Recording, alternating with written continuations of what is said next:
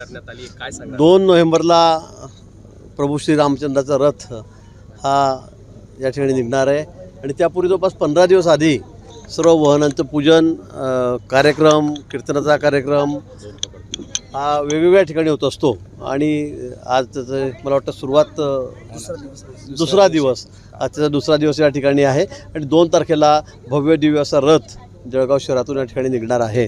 मला वाटतं वर्षभर सगळे भाविक या उत्सवाची वाट बघत असतात आणि तो उत्सव आता जवळ आलेला आहे आणि म्हणून आज दुसरा दिवस या ठिकाणी आहे आणि म्हणून आज या ठिकाणी वाहनांची पूजा करण्यासाठी, श्री रामचंद्राची आरती करण्यासाठी मला आमंत्रित करण्यात आलेलं होतं आणि आज नुकतीच या ठिकाणी आरती झालेली आहे. रामायणाला काय साकडं घातलंय?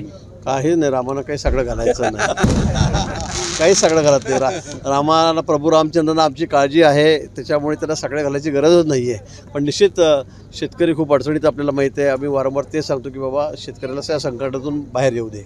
स्थानिक स्वराज्य आता लागलेलं आहे, येण्यातच आहे, त्या अनुषंगाने आपण काय साकडं घातलं रामाला? काहीच नाही, असे राजकारणी काही आम्ही मागतच नाही या ठिकाणी. प्रभू रामचंद्रावर आम्ही काही बदल टाकत नाही, पण प्रभू रामचंद्र आमच्या पाठीशी खंबीरपणे उभे आहेत. त्यामुळे मला असं वाटतं की मागायची काही गरज नाही, ते भरभरून आम्हाला देत आहेत. भाऊ, पंकजा मुंडेंबाबत करुणा मुंडे म्हणतायत की पंकजा मुंडेच या गोपीनाथराव मुंडेंच्या खऱ्या वारसदार आहेत. ठीक आहे ना, मग काय बरोबर आहे, खरं आहे ना, खऱ्या वारसदार पंकजाताईच आहेत, त्यात काय दुमत काय कोणाचं.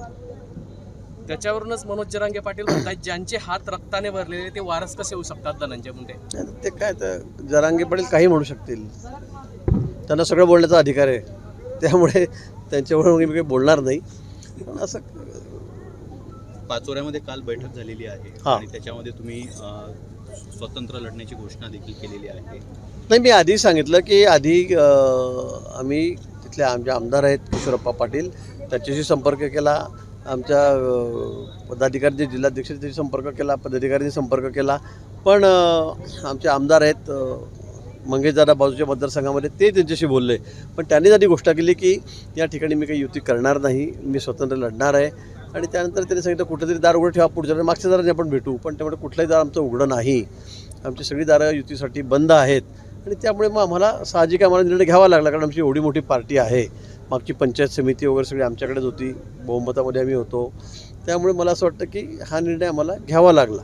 किशोरप्पा असंही म्हणाले होते की बा ज्या पद्धतीने पाचोऱ्यात मी पॅटर्न राबवतो आहे, म्हणजे ज्या पद्धतीने मी स्वतंत्र लढतो, असं महाराष्ट्रात चित्र लवकरच दिसेल.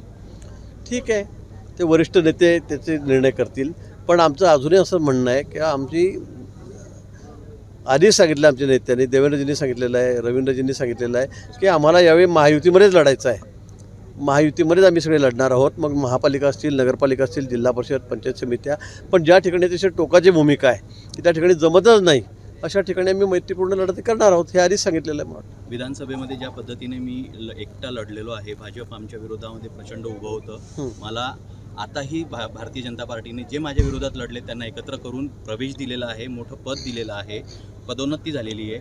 आता कुठेतरी भाजप माझ्या राजकारणाच्या अंत्ययात्रेची तयारी करत आहे असं कोणीच कोणाच्या अंत्ययात्रेची तयारी करत नाही. जिथे आपल्या आपल्या बळावर सगळे उभे असतात, कामं करत असतात आणि निवडून येत असतात. मला वाटतं असं समजण्याचं कारण नाही. अनेक ठिकाणी महाराष्ट्रामध्ये अशी परिस्थिती आहे की मागच्या निवडणुकीत लोक निर्णयमध्ये त्यांनी पुन्हा प्रवेश केला, अनेक ठिकाणी त्यांच्याकडे आहे, आमच्याकडे आहेत. मला वाटतं कोणी कोणाच्या मागे लागलेलं नाही, आपण लढावं, निवडून जावं. हो, काँग्रेसने स्वबळाची घोषणा केलेली आहे, त्याच्यावरूनच महाविकास आघाडीमध्ये बिघाडी होण्याची शक्यता आहे. आज संजय राऊत म्हटलेले आहेत मी मुंबईच्या महापौरपदाचं काय घेऊन बसले आहेत, आम्हाला तर राहुल गांधी यांना पंतप्रधान करायचं आहे. चांगलं आहे ना, ते तर मागच्या वेळेला उद्धवजींना पंतप्रधान करायचं म्हणत होते, आता विचार बदललेला दिसतो त्यांचा. गेल्या वेळी ते म्हणे उद्धवजी पंतप्रधानांना कॅन्डिडेट तेच आहेत असं राऊत बोलतोय, आता त्यांचं मत बदललेलं दिसतंय. मला असं वाटतंय चांगलं आहे, त्यांना शुभेच्छा आहेत. त्यांनी आता काँग्रेसचाच पंतप्रधान करावा. सर्व सन्माननीय बाळासाहेब वरतून बघत असतील तर ते स्वप्नात येतील, मला वाटतं राऊत साहेबांच्या. पुण्यामध्ये सध्या तरी रवींद्र धंगेकर यांच्यात सध्या वाद सुरू आहे. आज उदय सामंत म्हटलेले आहे धंगेकर यांच्याप्रमाणे नायकांनाही समज देण्यात यावी. ठीक आहे, बरोबर आहे. मला वाटतं पक्षश्रेष्ठींनी याची दखल घ्यावी. आमचे माननीय मुख्यमंत्री आहेत, शिंदेसाहेब आहेत, उपमुख्यमंत्री दादा आहेत. मला वाटतं यांनी बसून एकत्रित बसून सर्वांना म्हणजे समज देण्याची गरज आहे आणि ते सर्वोपरी निर्णय घेतील.